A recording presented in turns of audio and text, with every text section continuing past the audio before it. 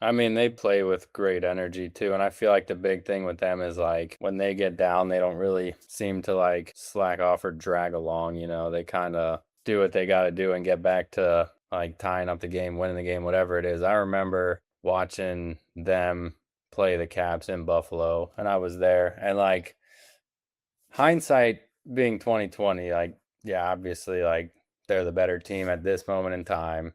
And honestly, they were then too. I just didn't know it yet. I don't think anybody would have suspected it early into the season based off of what we did last year and what they did last year. But I remember watching them. It was like, we scored, then they scored. Now, actually, I believe we scored twice and then they scored.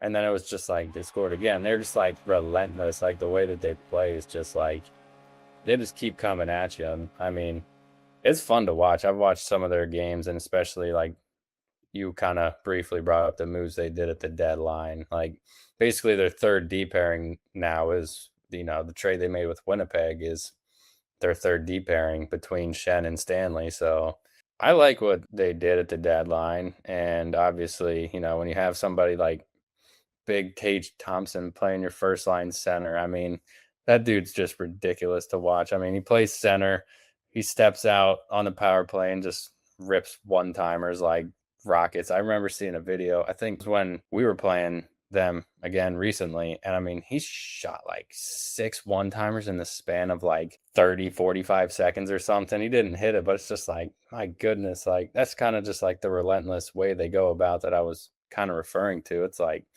they play a fun game of hockey, a fun brand of hockey, and I mean, they're just rolling with all this momentum that they got, and they may as well just ride it out and see how far it takes them.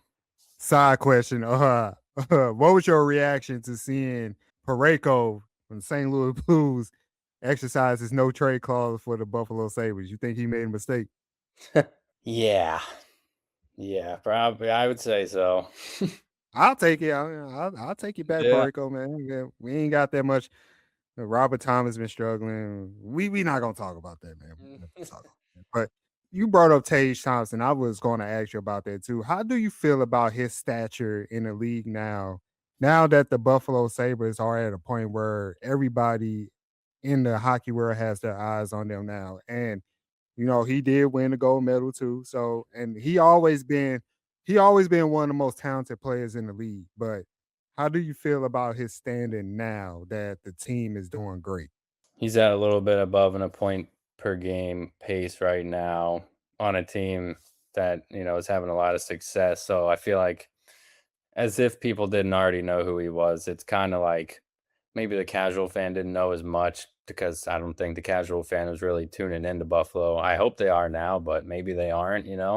I feel like getting them onto the big stage in the playoffs. And I mean, if he has a big series, then he's going to be put on the map that he's a serious, big time player, which I already think he is. But as far as just like maybe that fan who isn't as invested, but watches here and there, like throughout the playoffs, like just flipping through the teams and seeing, and it's like, oh, the Sabres are in, like da da da, and then oh, who's this like 6'6" freaking unit playing center, taking face offs and like just ripping one timers.